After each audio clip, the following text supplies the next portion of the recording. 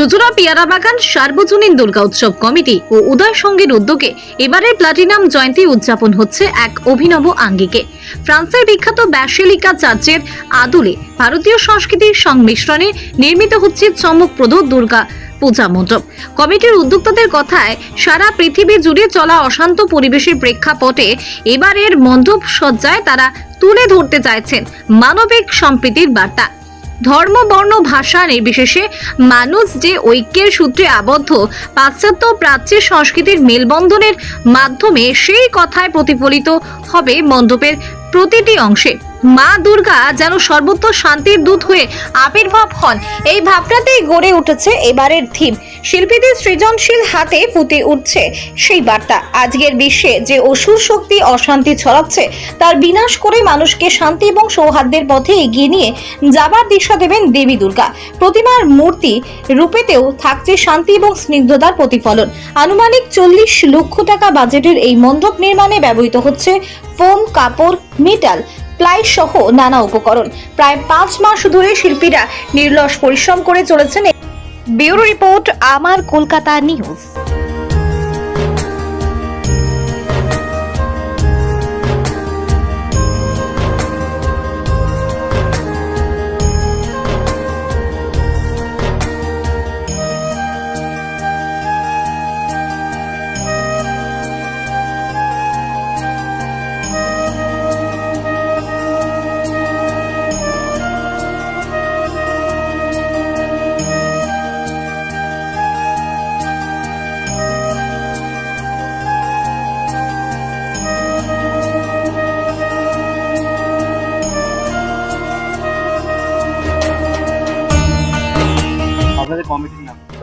পেয়ারা বাগান সার্বজনীন দুর্গা উৎসব কমিটি পরিচালনায় উদয় সংঘ।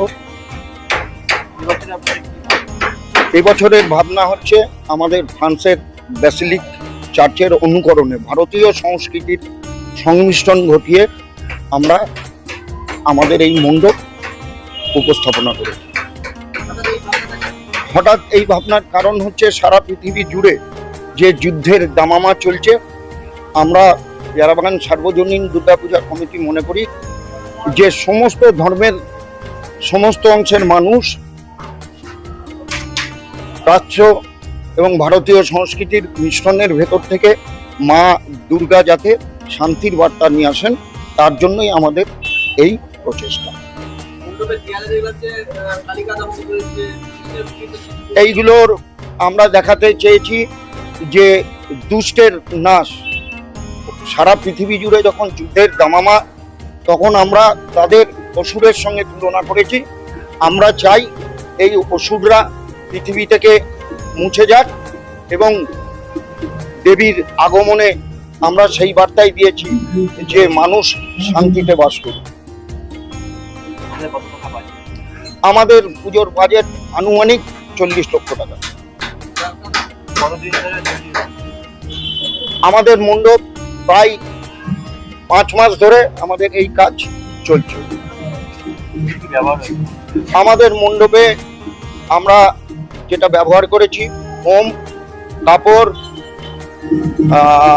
সিনথেটিক, ওই মেটাল, কিছু প্লাই এবং কিছু খড়ের জিনিস। আমি এই পুজো কমিটির সম্পাদক। ঠাকুর এসছেন কানাগড় কাশিপালের থেকে।